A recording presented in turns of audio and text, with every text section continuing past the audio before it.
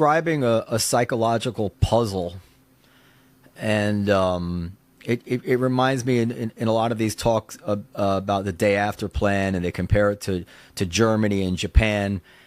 At first, I superficially went for that, and then when I began to learn like a little bit about Adenauer in Germany, I read Kissinger's book, and he talked about how the Germans rediscovered their Christian roots and forgiveness and all these nice Western cultural values that allowed them to redirect themselves.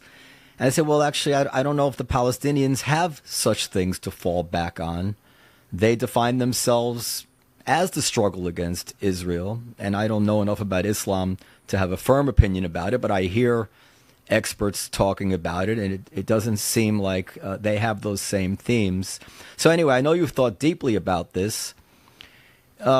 What moves should Israel make, playing the long game, to try to melt this psychology so that your grandchildren maybe can live in peace with the Palestinians? How do you get started? Before that, can I rush to the defense of Islam, and in fact of Palestinian Islam, and in fact of radical Salafi Palestinian Islam? Please do, please. We have inside the world of Palestinian Islam, which is different from Malaysian Islam. It's a different mental and cultural universe, even if it shares sort of some basic theology, we'll call it, and texts. We have both sides in a stark way to that equation. In other words, there is an Islam that they can reach out to, a set of ideas and interpretations of history that they can reach out to and build a different path. And we have it in a political party called Ra'am. The Ra'am political party within Israel, among Israeli Arabs who have many layered identities, one of them is Palestinian, of course, is a party that was born out of the same Muslim Brotherhood ideological world as Hamas. And in the 1980s, its founder, the founder of the Islamic movement of Israel, which is the ideological counterpart to Hamas within Israel, a guy named Nimir Darwish, is a supporter of exactly Hamas's line. This is, I think, 1983-4. This is just before the founding of Hamas in 87. And he supports violent terrorism. And he actually gets arrested by the Israelis, and he spends a couple of years in an Israeli prison for planning a terror attack. And he gets out, and he flips to, within this world of Salafism, this restorationist Islam of return to the old piety that will bring us back as powerful agents in history. Within that whole intellectual world, there are pacifist, essentially, options. And he turns to that pacifist option.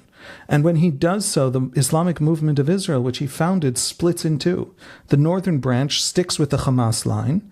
Its head, Raed Salah, actually gets arrested, and they supports terrorism over the years, and it's now illegal in Israel. Its southern branch, whose most of its constituency is the Bedouin community of the south, which also some sections of it serve in the Israeli army.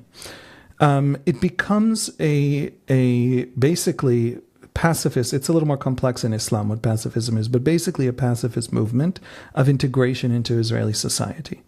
There are religious leaders belonging to the Ra'am party. The Ra'am party, by the way, is headed by a guy named Monsour Abbas, who was a student of Nimir Darwish and comes from that more peaceful camp of the Muslim Brothers. Some of the religious leaders of the Ra'am political party have issued a Muslim religious ruling, a halachic ruling for Jews, in which, just to truly cartoonishly simplistic, but just to explain what the ruling was, because it was shocking and goes to exactly what Islam, what Hamas is and how Palestinian Islam works. Within this Sharia law, there's about 95% of Sharia law that is how Muslims should behave inside Islam, and maybe 5% how Muslims should behave outside Islam, in the lands of the Christians, in the lands of the Hindus, whatever. These religious leaders, figures, connected to the Ra'am party, who set the religious tone for the Ra'am party, which is an officially Islamist party, ruled that the Sharia of Palestinian Arabs in Israel is the 5%. Okay? Now, everybody who heard this should have fallen off their chair. Because what did they actually say? They said the Jewish state is a Jewish state, not Islamic territory right now. Why? I don't know why. God. You know God? I don't know God. Neither of us is God. But obviously that's God's plan right now. And therefore, it is okay that Israel is Jewish. Monsour Abbas of the Ram Party has given interviews over the last 4 years, publicly, in Hebrew, telling Israelis, I want you to know, it's okay that Israel's Jewish.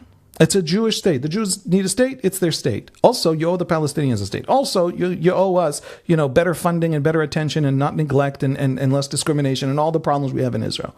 But Israel can be a Jewish state.